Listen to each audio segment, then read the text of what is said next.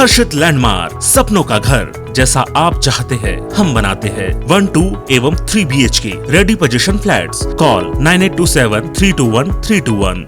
हम हैं सिंघानिया बिल्डकॉन।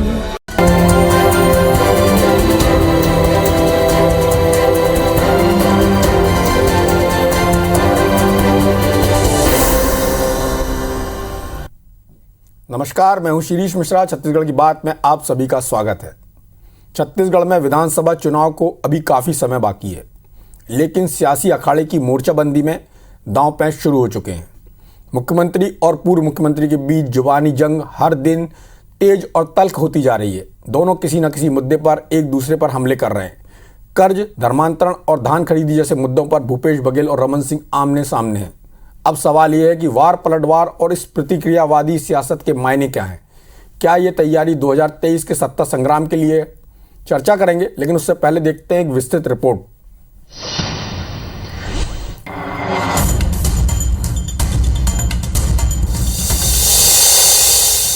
छत्तीसगढ़ सरकार किस प्रकार से अव्यवस्था बना के धान की खेती में किया है और किसान सबसे ज्यादा परेशान आज खाद को लेकर है कि राज्य सरकारें जो भी अनाज खरीदते हैं वो भारत सरकार के एजेंसी के रूप में काम करते हैं। आप दूसरे राज्यों में देखेंगे 100% उसको लिया जाता है। छत्तीसगढ़ के साथ हमारे साथ सौतेला व्यवहार किया जा रहा है।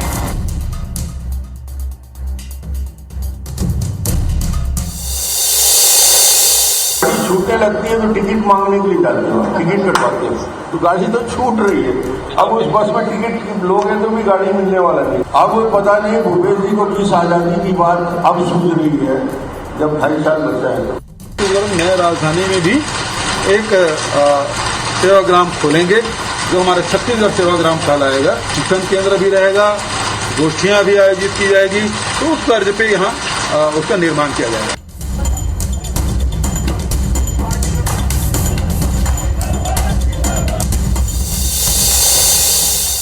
पूरे छत्तीसगढ़ में सरकार के सह में संरक्षण में धर्मांतरण हो रहा है, तो ये तो षड्यंत्र पूर्वक बात है और दिल्ली के इशारे से मैं आरोप लगाता हूँ, ये दिल्ली के इशारे से होता है। भारतीय जनता पार्टी के पास अब किसान मुद्दा नहीं है, गाय मुद्दा नहीं है। सबसे ज्यादा चर्चा भारतीय जनता पार्टी के शासनकाल में बना है।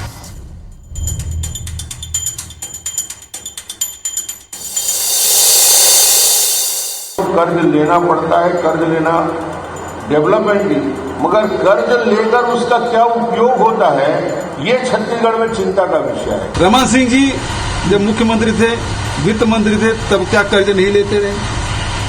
वो तो सब जितने भी काम है कर्जे में किए हैं।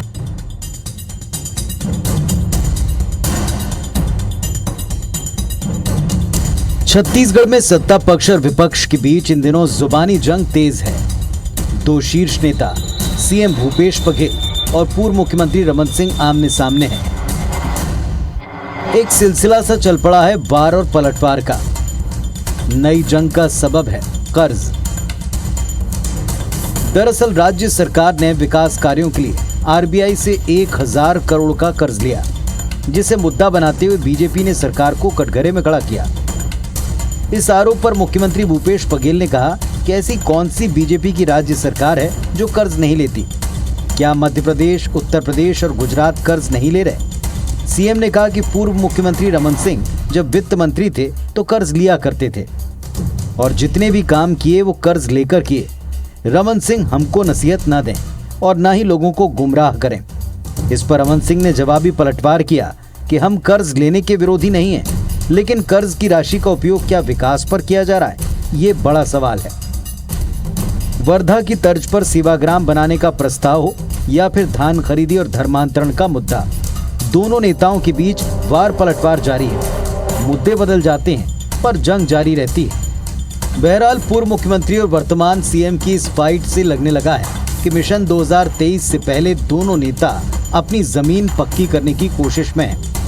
वजह चाहे जो हो, दोनों नेताओं की बयानबाजी से माहौल गर्म हो चुका है। अब देखना यह है बयानों की जंग आखिर कहां जाकर रुकती है। Bureau report, IBC 24। ये बयानों की जंग है या अपना एजेंडा सेट करने की जंग है, भारतीय जनता पार्टी जिस तरह से अपना एजेंडा सेट करती जा रही है, कांग्रेस लगता है उसके ट्रैप में फंसती जा रही है।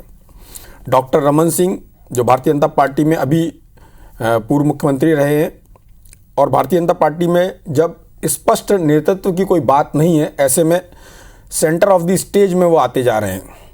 और राजनीति में किसी बयान पर प्रतिक्रिया देना कितना जरूरी है या नहीं है, और जनता को उन मुद्दों से कितना फ़र्क पड़ता है, सारी बातों पर चर्चा के लिए हमारे साथ दो खास मेहमान हैं। कांग्रेस से हमारे साथ सुरेंद्र शर्मा जी हैं जो कृषक कल्याण बोर्ड के अध्यक्ष भी हैं। भारतीय जनता पार्टी से श्रीचंद सुंदरानी हैं, पूर्व विधायक हैं। आप दोनों का बहुत बहुत स्वागत है। सबसे पहला सवाल सुरेंद्र शर्मा जी आपसे कर लिया जाए, क्योंकि डॉक्टर रमन सिंह के बयानों पर लगातार भूपेश बघेल जी की प्रतिक्रिया आ रही है। अच्छी बात है कि दोनों एक दूसरे के नाम के पीछे जी भी लगा रहे हैं। पहले कुछ अलग तरह संबोधन हो रहा था, तो आपको क्या लगता है कि जिन मुद्दों को डॉक्टर रमन सिंह ने उठाया, क्या उन मुद्दों पर सीएम भूपेश बघेल को प्रतिक्रिया देने की आवश्यकता थी? क्या कर्ज का मुद्दा जनता को प्रभावित करता है?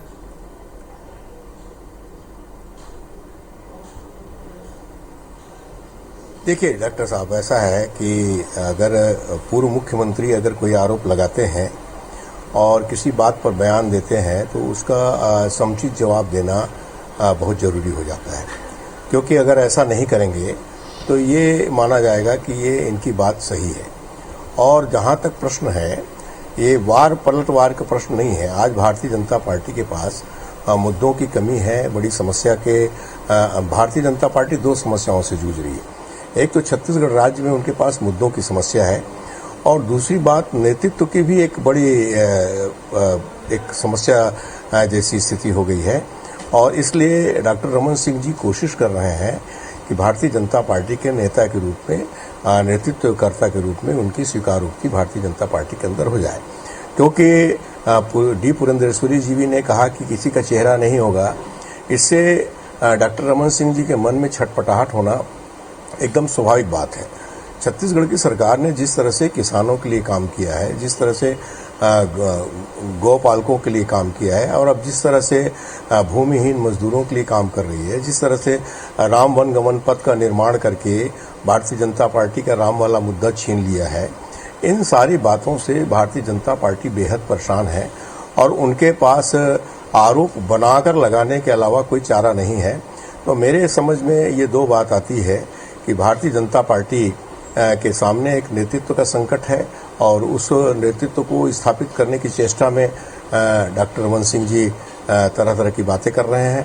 और दूसरी बात, भारतीय जनता पार्टी मुद्दा की तलाश में धर्मांतरण जैसे मुद्दे को जो छत्तीसगढ़ में कभी चल नहीं पाएगा। छत्तीसगढ़ की संस्कृति, छत्तीसगढ़ की सभ्यता, छत्तीसगढ़ का जो आंतरिक जो हमारी बनावट है, सामाजिक विन्यास है, उस विन्यास में धर्मांतरण जैसा मुद्दा यहाँ चल नहीं सकता। तो भारतीय जनता पार्टी आज बेहद संकट की स्थिति में है। सुरेंद्र शर्मा जी, उनके नेता भी संकट की स्थिति में है। सुरेंद्र शर्मा जी, आपने कहा कि डॉक्टर रमन सिंह पूर्व मुख्यमंत्री हैं, उनके आरोपों पर जवाब देना बहुत जरूरी है। और जैसा कि आपने कहा कि डॉक्टर रमन सिंह अपनी समस्या और भारतीय जनता पार्टी दोनों की समस्या, तो आपको नहीं लगता वो दोनों समस्याओं का समाधान करने की दिशा में आगे बढ़ रहे हैं? जिस तरह से आपकी पार्टी के नेता को घेर रहे हैं, और भारतीय जनता पार्टी अपना मुद्दा भी और अपना एजेंडा भी सेट करती जा रही है।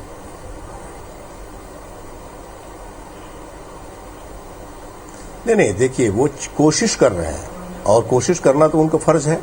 विपक्ष में है, और विपक्ष के 15 साल के मुख्यमंत्री रहे हुए नेता हैं, तो अगर वो इस बात का प्रयास करते हैं तो इस प्रयास में कोई आपत्तिजनक बात नहीं है। मगर बात दरअसल ये है कि जिस तरह के प्रयास भारतीय जनता पार्टी द्वारा हो रहा है, जिन मुद्दों को रेखांकित किया जा रहा है, जिस विषय में छत्तीसगढ़ की जनता को उद्वेलित करने का प्रयास किया जा रहा है, तो वो मुद्दा वास्तविक में आम जनता के बीच में है ही नहीं। इसलिए मैं कह रहा हूं कि इन प्रयासों से कोई बहुत बड़ी सफलता भारतीय जनता पार्टी को नहीं मिलेगी। वो अपना एजेंडा कितना भी सेट कर लें, मगर ये एजेंडा छत्तीसगढ़ की राजनीति में नहीं चलेगा।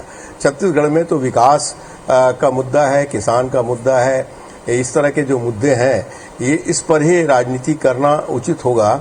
और धर्मांतरण जैसे विषयों पर या इन विषयों पर राजनीति करेंगे तो मेरे को नहीं लगता कि भारतीय जनता पार्टी को कोई सफलता मिलेगी। चलिए श्रीचंद सुंदरानी जी से बात कर ली जाए। श्रीचंद जी, सुरेंद्र शर्मा जी का साफ तौर पर कहना कि धर्मांतरण जैसे मुद्दों पर यदि आपकी पार्टी आगे बढ़ने की कोशिश करेगी तो छत्तीसगढ़ में वो सफल नहीं हो सकती।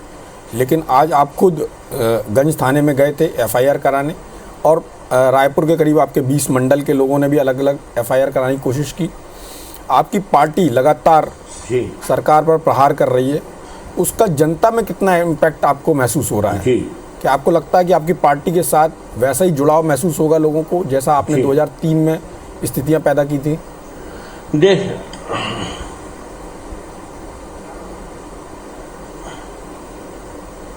निश्चित रूप से डॉक्टर शिरीष जी 2003 की ही स्थिति हम सबके सामने निर्मित हो रही है। 2003 में भी जिस प्रकार जनता आगे बढ़कर हम लोगों को समर्थन करती थी, हमें वो हौसला बनाती थी, उसी प्रकार जनता के द्वारा खुद ही हम लोगों के साथ जुड़ाव जिस प्रकार से हो रहा है। आज कांग्रेस के नेता छोड़ भारतीय जनता पार्टी में शामिल हो रहे हैं, तो कहीं न कहीं आज इनके लिए सोचने को विवश होना पड़ रहा है। जिस प्रकार हर सवाल का जवाब भूपेश बघेल जी दे रहे हैं, तो ऐसा लगता है कि सरकार तिल मिला गई है डॉक्टर रमन सिंह जी के बयानों से। अभी आदरणीय सुरेंद्र शर्मा जी बहुत अच्छे नेता हैं, लेकिन बड़ा दुर्भाग्य से मैं कहना पड़ रहा है, उनकी बात को मैं काटना चाहता हूं। वो डॉक्टर रमन सिंह जी के लिए कह रहे हैं उनको स्थापित होना है। वो 15 साल के मुख्यमंत्री हैं, राष्ट्रीय उपाध्यक्ष हैं, आज भी भारतीय जनता पार्टी के वो सर्वमान्य चेहरा है। कहीं न कहीं डॉक्टर रमन सिंह जी के पीछे पूरे छत्तीसगढ़ की भारतीय जनता पार्टी खड़ी है, और जिस प्रकार से उनके बयानों पर प्रतिक्रिया मुख्यमंत्री व्यक्त कर रहे हैं, मुझे लगता है निश्चित रूप से वो डॉक्टर रमन सिंह जी के व्यक्तित्व से भयभीत है। धर्मांतरण की अगर मैं बात करूं, या 36,000 करोड़ का कर्ज पहले ले चुके हैं, 1,000 करोड़ 37,000 करोड़ का मैं कहता हूं सरकार श्वेत पत्र जारी करे। ये 37,000 करोड़ जो आपने कर्जा लिया है, विकास में 3700 करोड़ भी खर्च किया है क्या?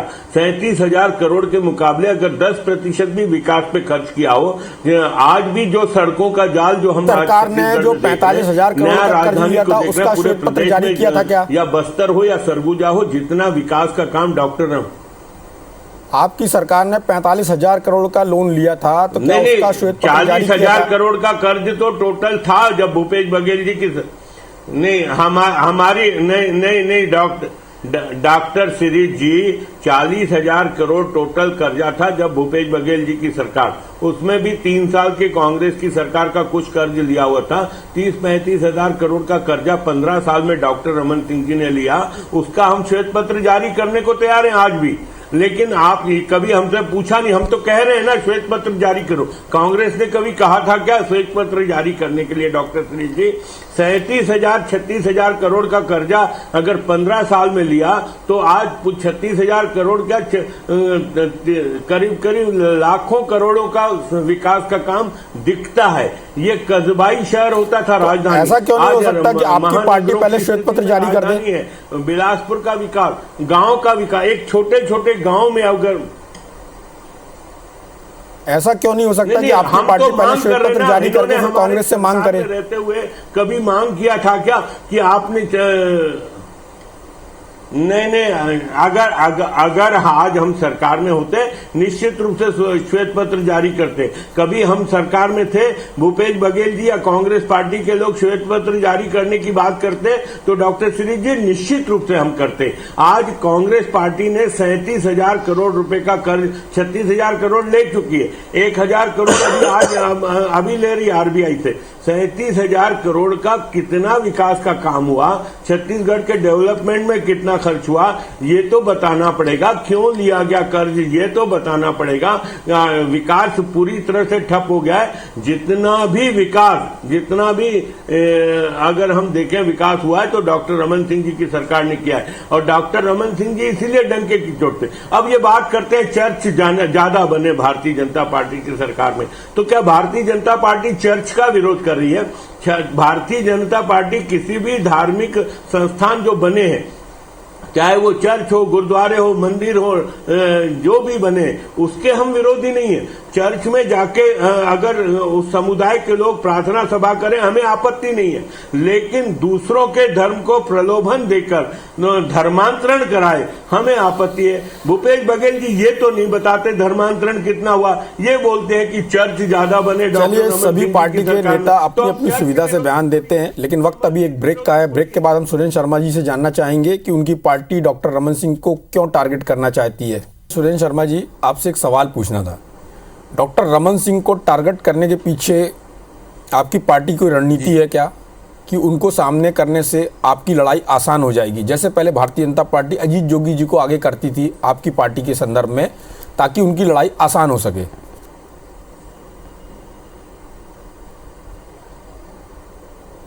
नहीं, देखिए, हमको किसी को आगे करने की आवश्यकता नहीं है। और हमारे मित्र अभी सुंदरानी जी ने कहा कि हम डॉक्टर रमन सिंह जी के नेतृत्व पर प्रश्न चिन्ह उठा रहे हैं, तो हम प्रश्न चिन्ह नहीं उठा रहे हैं। इनकी जो मध्य प्रदेश छत्तीसगढ़ की प्रभारी नेता है, उन्होंने कहा कि छत्तीसगढ़ में कोई नेता चेहरा नहीं होगा, तो ये उनके चेहरे पर, उनके नेतृत्व पर तो प्रश्न चिन्ह भारतीय जनता पार्टी के प्रभारी उठा रही हैं। और हम तो एक बात जानते हैं, हमको भारतीय जनता पार्टी से लड़ना है, और चाहे डॉक्टर रमन सिंह का चेहरा हो और चाहे किसी और का चेहरा हो, उससे कोई लेना देना नहीं है। छत्तीसगढ़ की सरकार ने अपने पिछले 3 सालों में जो काम किया है, आने वाले 2 वर्षों में जो काम कर रही है, उसके आधार पे छत्तीसगढ़ की जनता प्रसन्न है और खुश है, और उसी के आधार पर हम चुनाव लड़ेंगे और जीतेंगे भी। इसमें कोई संदेह की बात नहीं है। हमारे सुंदरानी जी कह रहे थे कि कर्जा लेकर के ये क्या कर रहे हैं, क्या विकास कर रहे हैं। तो भाई, आपके लिए विकास होगा स्काई वॉक, आपके लिए क्या विकास होगा कमल विहार। हमारे लिए विकास ये है कि किसानों की जेब में पैसा जाए, किसानों की जो माली हालत है, आपने सड़कें सुधारी, हम लोगों के घर को सुधार रहे हैं, हम लोगों की माली हालत को सुधार रहे हैं, और उनकी माली हालत सुधरने की वजह से छत्तीसगढ़ के उद्योग, छत्तीसगढ़ के व्यापार, छत्तीसगढ़ के बाजार, ये सब चीजों में जो रौनक दिखाई दे रही है। पूरे भारत में, पूरे विश्व में आर्थिक मंदी का दौर चल रहा है, उस दौर को रोकने में छत्तीसगढ़ की सरकार सफल हुई है। उसके पीछे कारण ये है कि पिछले 3 सालों में हमने किसानों के जेब में, उपभोक्ता के जेब में 80,000 शर्मा जी डाला है, और इस कारण छत्तीसगढ़ में सर्वांगीण विकास की जो स्थिति दिखाई जी। जब भी धर्मांतरण की भारतीय जनता पार्टी बात करती, तब मुख्यमंत्री भूपेश बघेल जी बोलते हैं कि भारतीय जनता पार्टी के कार्यकाल में सबसे ज़्यादा चर्च बने हैं। तो जैसा कि अभी श्रीचंद सुंदरानी जी ने कहा कि जी, चर्च से उनकी पार्टी को दिक्कत नहीं है, दिक्कत उनको धर्मांतरण से है। तो ये जानना चाहूँगा कि आपकी पार्टी को किस चीज़ से दिक्कत है, चर्च से कि धर्मांतरण से? नहीं, हमको इनकी चर्चा से दिक्कत है। हमको न चर्च से दिक्कत है, न किसी चीज से दिक्कत है। बात दरअसल ये है कि जो एक पिछले समय एक प्रकरण हुआ था, उस प्रकरण को ध्यान को इधर उधर भटकाने के लिए जो विषयांतर किया गया है, और धर्मांतरण को माननीय मुख्यमंत्री जी घोषित कर चुके हैं कि छत्तीसगढ़ में अगर किसी को प्रलोभन के साथ, किसी को जबरदस्ती बलात् डराकर धमकाकर उसका धर्म परिवर्तन कराया जाता है, तो उसकी लिखित सूचना FIR कराई जाए। ठीक है सुरेंद्र जी, एक छोटा सा सवाल और आपसे जाएगी। भारत में जो संविधान की, सुरेंद्र जी एक छोटा सवाल, आपने कहा कि आपकी लड़ाई भारतीय जनता पार्टी से, लेकिन साथ में आपने ये भी जोड़ा कि हम अपने विकास कार्यों और जो आपने छत्तीसगढ़ के लोगों के लिए किया है उसके आधार पर चुनाव लड़ने जा रहे हैं। आपका मुख्य मुद्दा क्या होगा, कि आप भारतीय जनता पार्टी को काउंटर करने के हिसाब से लड़ेंगे कि अपनी उपलब्धियों के आधार पर लड़ेंगे? नहीं, हम अपने उपलब्धियों के आधार पर लड़ेंगे। हम तो कहेंगे कि हमारी सरकार बनाते समय हमने घोषणा की थी कि गांव गरीब और किसानों की सरकार है, और ये गांव गरीब किसान के उन्नति में छत्तीसगढ़ की उन्नति है।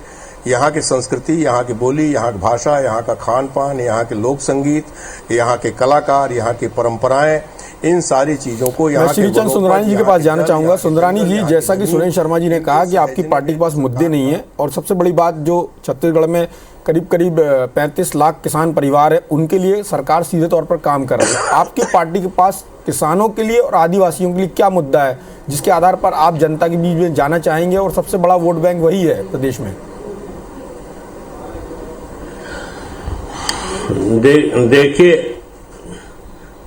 देखिए आदरणीय डॉक्टर शिरीष जी, हमने 15 साल में सभी वर्गों के लिए काम किया है। हम ये 15 साल के विकास का आईना इनके सामने रखेंगे। हम किसानों की बात करें, 72,000 पंप हुआ करते थे छत्तीसगढ़ में टोटल। 55 साल कांग्रेस की सरकार। सर मैं उन उपलब्धियों पर नहीं जाना चाहूंगा क्योंकि छत्तीसगढ़ में जितनी जिलों की संख्या उसके आधे आपके पास विधायक है। खैर चुनाव का टाइम जैसे जैसे करीब आता जाएगा, दोनों पार्टियों के बीच में जो वार प्रतिवार है वो बढ़ता जाएगा। अब ये देखना होगा कि चुनाव तक कौन से मुद्दे सस्टेन करते हैं और कौन सी पार्टी पर जनता अपना विश्वास जताती है। इस चर्चा में भाग लेने के आप दोनों का बहुत बहुत धन्यवाद। नमस्कार।